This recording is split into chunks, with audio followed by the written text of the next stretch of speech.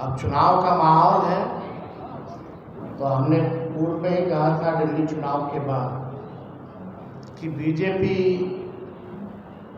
या केंद्र के सारे मंत्री या देश भर में या दुनिया भर में जितनी ताकत है बीजेपी के पास, वो सारे ताकतों को जो है बिहार चुनाव में उतारने का काम करे। 20 साल तक जिन्होंने शोषण किया, बिहार को बर्बाद किया, इस बार बिहार जो है उन लोगों को सबक सिखाएगा और परिवर्तन करेगा। कब होगा नहीं होगा वो तो बीजेपी के हाथ में है। आप सबको पता है कि चुनाव बिहार में होने जा रहा है। कब होगा नहीं होगा वो तो बीजेपी के हाथ में है। जब बीजेपी इलेक्शन कमीशन को इशारा करेगी तो चुनाव हो जाएगा। लेकिन बिहार की जनता हम लोग से भी ज़्यादा तैयारी इस बार कर रखी है कि 20 साल तक जिन्होंने शोषण किया, बिहार को बर्बाद किया, इस बार बिहार जो है उन लोगों को सबक सिखाएगा और परिवर्तन करेगा। अब चुनाव का माहौल है, तो हमने पूर्व में ही कहा था दिल्ली चुनाव के बाद कि बीजेपी या केंद्र के सारे मंत्री या देश भर में या दुनिया भर में जितनी ताकत है बीजेपी के पास, वो सारे ताकतों को जो है बिहार चुनाव में उतारने का काम करेंगे। और कूद कूद के लोग जो है बिहार का दौरा करेंगे। और इसी दौरे पर कुछ दिन पहले, 2-3 दिन पहले अमित शाह जी बिहार आए। अच्छी बात है, आना चाहिए, हमेशा आना चाहिए। लेकिन बीजेपी की तो परंपरा है कि जिस राज्य में जब चुनाव होता है वहीं ये लोग पहुंचते हैं। हालांकि ये उनका अपना निर्णय है। अमित शाह जी आए। अमित शाह जी भारत के गृह मंत्री हैं और प्रधानमंत्री के बाद सबसे पावरफुल नेता और मंत्री भारत सरकार में वही है। लेकिन दुख होता है कि गृह मंत्री के पास एक तो आंकड़े सही नहीं होते हैं और झूठ और जुमला के अलावा कुछ बोलते नहीं। ये सच्चाई है। अगर आप लोग भी उनके पूरे वक्तव्य का अगर निकाल करके देखें तो केवल लालू जी को कोसता और जंगल राज की बात कर रहे हैं। बिहार के बारे में वो कोई जानकारी लेकर के नहीं आए। अमित शाह जी आप आए जरूर, लेकिन लगता कि आपकी तैयारी ठीक नहीं थी, आपके आंकड़े ठीक नहीं थे। और देश के गृह मंत्री के पास, जो लगातार गृह मंत्री हो भारत सरकार का, अगर बिहार में अगर आके जंगल राज के बारे में बात करता है तो आंकड़ों के बारे में बात करनी चाहिए अमित शाह जी को। अरे भाई, आप ही का है एनसीआरबी, गृह मंत्रालय के अंतर्गत ही आता है। आए तो बताते कि 20 साल में बिहार में अपराध कितना हुआ है, उसकी भी तुलना हो जाती। अब अमित शाह जी के एनसीआरबी के अनुसार, जो भारत सरकार का ही है, जो पढ़ लिख करके तो आते नहीं है, बिना तैयारी के आते हैं, विगत 20 वर्षों में 65,000 लोगों की हत्याएं हुई हैं। 65,000। 25,000 बलात्कार हुए हैं। 1 लाख अपहरण हुए हैं। 3 लाख से अधिक चोरियां हुई हैं। और पुलिस कर्मियों पर हमला और हत्या इनके 20 वर्षों में सबसे ज़्यादा, सबसे अधिक हुई। कम से कम ये आंकड़ा बताना चाहिए। अमित शाह जी आए, जंगल राज के बारे में बात कर रहे थे। इनके प्रधानमंत्री जब आए थे तो 40 घोटालों का जिक्र किया था बिहार में नीतीश जी। अगर अमित शाह जी आए तो सुप्रीम कोर्ट की जो टिप्पणी बिहार सरकार को, एनडीए सरकार को लेकर के रही है, वो भी बताना चाहिए। शर्मनाक, अमानवीय, दुर्भाग्यपूर्ण, लापरवाह, बेहद डरावना बेहाव बिहार सरकार क्या कर रही है। ये क्या हो रहा है बिहार में, चाहे बालिका गृह कांड के बारे में या अन्य घोटालों के बारे में या अन्य अपराध के बारे में, सुप्रीम कोर्ट और पटना हाई कोर्ट की जो टिप्पणी जो रही, वो भी बताने की जरूरत थी इनको कि इनके 20 साल के सरकार में कोर्टों ने ये टिप्पणी की। ये जंगल राज के बारे में बात करते हैं, और जब जंगल राज का टिप्पणी उच्च न्यायालय ने जब किया तो वो कोई लॉ एंड ऑर्डर को लेकर के नहीं किया था, एडमिनिस्ट्रेशन को लेकर के नहीं किया था, बल्कि पटना नगर निगम को लेकर के किया गया था। और उस समय जब लालू जी, राबड़ी जी मुख्यमंत्री थे, तो जो नगर निगम जो था वो बीजेपी के नेतृत्व में था। तो अगर ये लोग बात करते हैं तो तथ्यों पे जो है इन लोगों को बात करनी चाहिए। वो जंगल राज भी बीजेपी नेतृत्व का ही टिप्पणी था, ये उनको बताने की जरूरत है। सुप्रीम कोर्ट ने क्या क्या कहा, लेकिन यहाँ आए तो ये भी उन्होंने नहीं बताया कि अनुसूचित जाति जनजाति आयोग के अनुसार बिहार में दलित पिछड़ों पर सबसे अधिक अत्याचार जो है हुआ है। ये क्यों नहीं उन्होंने बताया। अमित शाह जी को बताना चाहिए था, जो हमारी सरकार 17 महीने रही, 65% जो हम लोगों ने आरक्षण बढ़ाया, उस 65% आरक्षण को आपने अनुसूची 9 में क्यों नहीं डाला, इस पे भी उनको बताना चाहिए था, या उनकी मंशा है या नहीं। और आप बताइए, जब एनडीए की सरकार थी तो बिहार और झारखंड जब बंटवारा हुआ था तो उस समय डील तय हुआ था, अटल जी प्रधानमंत्री थे, कि बिहार को 1,79,000 करोड़ का पैकेज जो है दिया जाएगा। अब तक 11 साल उनका, 4 साल उस समय उनका, अब तक इनके राज्य में क्यों नहीं मिला। और जब यूपीए की सरकार बनी तो 1,94,000 करोड़ का विशेष पैकेज लालू जी और यूपीए 1 के समय बिहार को मिला।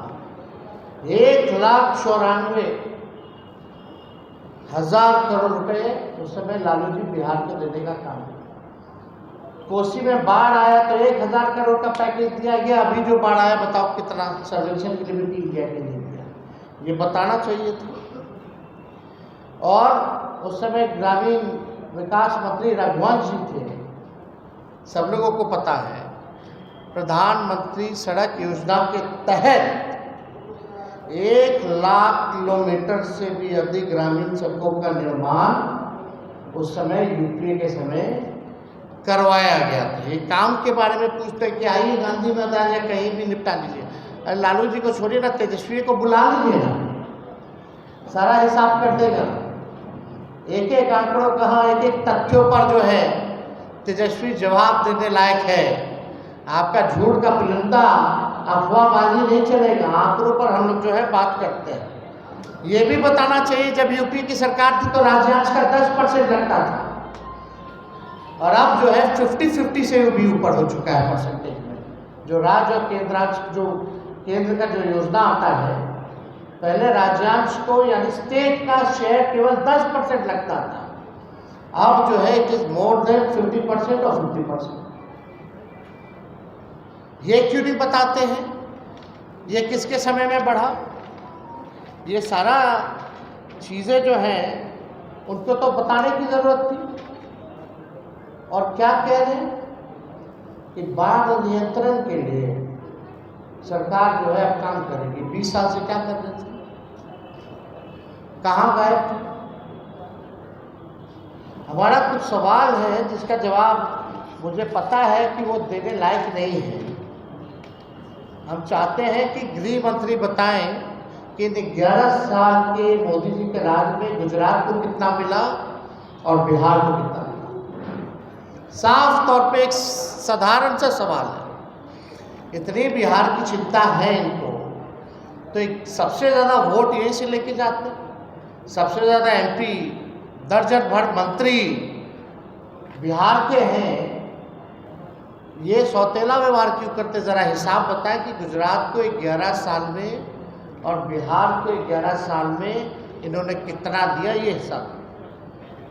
20 वर्षों में पलायन रोकने के लिए इनकी डबल इंजन की सरकार ने क्या किया? कितने विश्वविद्यालय इन्होंने स्थापित किए? केंद्रीय विद्यालय ही बता दें, विश्वविद्यालय छोड़िए, केंद्रीय विद्यालय बता दें कि बिहार को इन्होंने कितना दिया। युवाओं के लिए नौकरी या रोजगार के लिए क्या किया? हम थे तो 5 लाख को सरकारी नौकरी मिला, नियुक्ति पत्र बढ़ा, 3.5 लाख प्रक्रियाधीन रहे, उसी का कॉपी करके लोग हर जगह नियुक्ति पत्र आने लगे, बांटने लगे। इसके बारे में बताना चाहिए कि बिहार के कितने लोगों को नौकरी और रोजगार इन्होंने दिया। विगत 20 वर्ष में NDA की सरकार ने, केंद्र सरकार ने बिहार में कितने चीनी मिल जो है वो चालू कराए?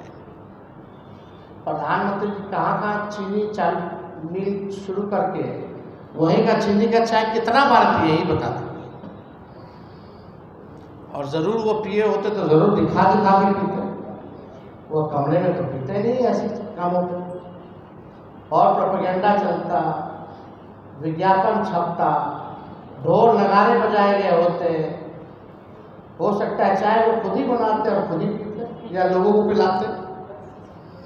लेकिन अभी तक कितना चीनी मिल चालू करा करके उसी चीनी का ये चाय ये लोग पिए हैं, ये बताने की ज़रूरत है। बाढ़ नियंत्रण बचाव के लिए क्या किया? ना स्पेशल पैकेज दिया अभी जो फिलहाल जो आया, जो 20 साल में नहीं किया, उससे क्या उम्मीद की जा सकती है? बेरोजगारी, पलायन, गरीबी में नीति आयोग की रिपोर्ट में बिहार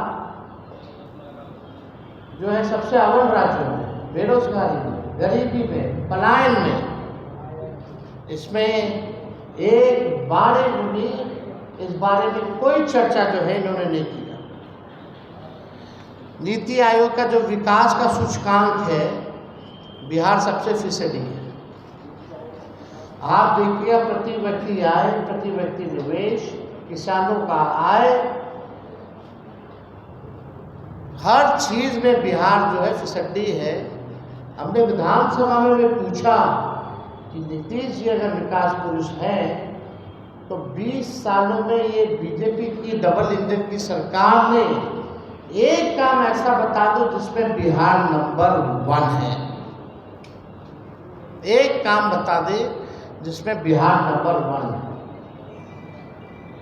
कितने इन्होंने डबल इंजन की सरकारों ने उद्योग, धंधे या निवेश लाए? हम लोग थे तो 50,000 करोड़ का 17 महीने में हम लोगों ने निवेश लाया। उसी कैबिनेट में 17 महीने में रीगा चीनी मिल की शुरुआत कैबिनेट से हम लोग जो है पास हम लोग करवाए। ये हम लोगों से पूछते हैं कि क्या किया लालू जी ने, क्या किया? अरे 17 महीने का हम ही बता देते हैं। IT पॉलिसी हम लोगों ने बनाया, टूरिज्म पॉलिसी हम लोगों ने बनाया, स्पोर्ट्स पॉलिसी हम लोगों ने बनाया, 5 लाख को नौकरी, 3.5 लाख नौकरी प्रक्रियाधीन। आपका नियोजित शिक्षकों को 4.5 लाख सरकारी कर्मी का दर्जा, 20 शहरों में STP, 4 जगह मेडिकल कॉलेज हम लोगों ने कराने का काम किया। इंजीनियरिंग कॉलेज तो हम अपने विधानसभा विदुपुर भी लेके गए।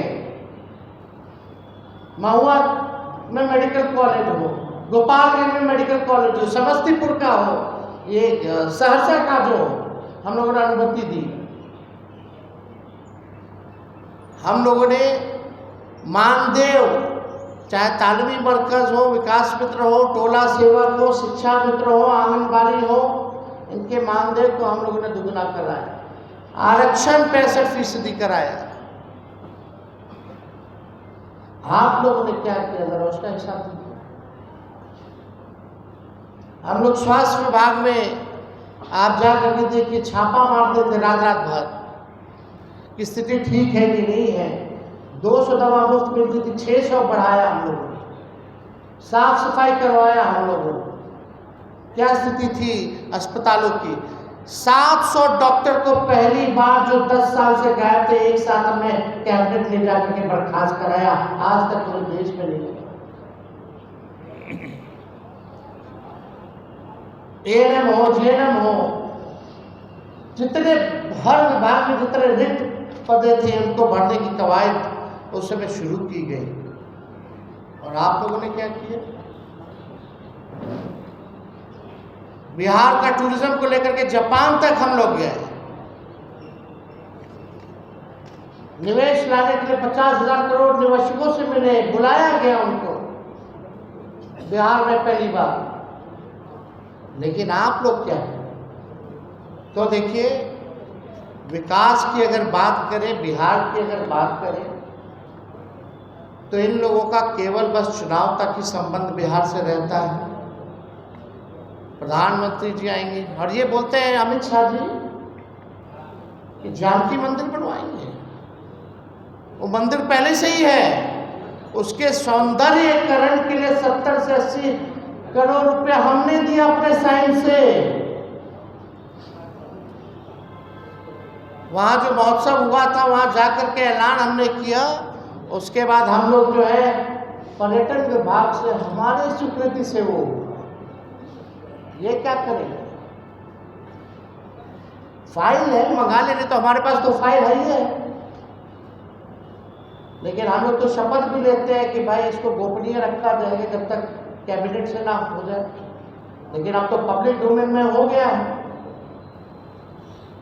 झूठ बोलेंगे तो कैबिनेट का नोट हम दिखा देंगे, अपना फाइल का सिक्योरिटी का नोट हम दिखा देंगे। हम लोग कोई भी बिना एविडेंस के हम लोग नहीं बोलते। तो हम लोगों ने लगातार जो है, इनके पास जो 20 साल में नहीं किया वो आगे भी ये नहीं करेंगे। केवल ठगेंगे, बिहार के साथ सौतेला व्यवहार करेंगे। पटना विश्वविद्यालय को आज तक केंद्र का, यूनिवर्सिटी का दर्जा इन्होंने नहीं दिया। इस पे चर्चा नहीं करेंगे। अब बताइए, गजब की गृह मंत्री लालू जी के भाई कब बन गए? लालू जी की भाभी कब बन गई एमएलए? भाई कब बन गए? परिवारवाद के बारे में बात की, चिराग पासवान जी के बारे में नहीं बात की, जीतन राम मांझी जी के बारे में बात नहीं की है। बिहार में कैबिनेट 50% से ज्यादा परिवारवाद वाला लोग हैं, उसके बारे में इन्होंने चर्चा नहीं की। अद्भुत है गृह मंत्री। इसलिए जब आज प्रेस कॉन्फ्रेंस की शुरुआत हम कर रहे थे तो हमने बोला बिल्कुल तैयारी क्या हो गया है। सच तथ्य से कोई और आंकड़ों से कोई लेना देना नहीं है। कितना झूठ बोलेंगे महाराज। अब तो बस कीजिए। कितना लोगों को झूठ बोल करके बरगलाने का कोशिश करेंगे अमित शाह जी। हमको तो बोलना ठीक नहीं लगता है। क्या क्या ये लोग हम लोगों के बारे में बोलते हैं। हम तो केवल मुद्दे की बात कर रहे हैं। आप अगर छेड़िएगा तो हम छोड़ेंगे थोड़ी। होंगे गृह मंत्री, बिहार के, देश भर के गृह मंत्री हैं, लेकिन कम से कम एनसीईआरटी का तो आंकड़ा पढ़ें। गृह मंत्री का काम क्या है? देश को एक रखना। और अमित शाह जी का काम सब जलवे करता है।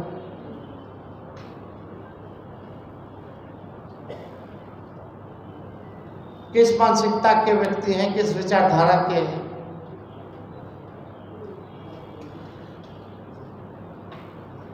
आए बिहार तो थोड़ा स्टडी करके आए, अगली बार से मोस्ट वेलकम। हम तो अमित शाह जी को कहते हैं निमंत्रण तेजस्वी को दीजिए, बहस करेंगे आपके साथ, तेजस्वी करेगा। एकदम जहां बुलाएगा वहां खड़े रहेंगे और आपसे हम बहस करेंगे, लेकिन सच ही बोलिएगा। अपने आदत को छोड़िए झूठ बोलना और बिहार के साथ सौतेला व्यवहार करना।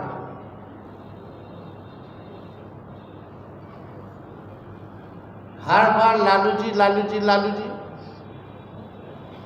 लालू जी ने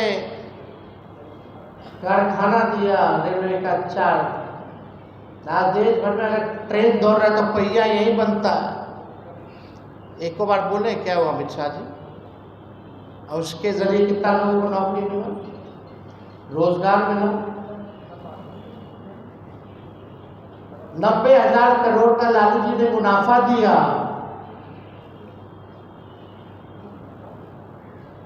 इनके रेल मंत्री हर महीने एक्सीडेंट पटरी से निकल गए थे। बताना चाहिए ना। लालू जी ने हर बजट में किराया बढ़ाया नहीं, क्योंकि घटाया मुनाफा में लेके गए। एनसीआर, हार्वर्ड, IIM, अहमदाबाद, हर जगह उन्होंने लेक्चर दिया।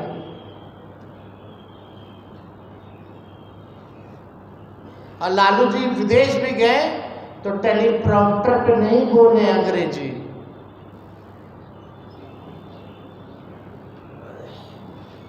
वो भी देख लीजिएगा क्या तुलनाएं लोग करेंगे। तो अगर कोई आप लोगों का सवाल है इस विषय पर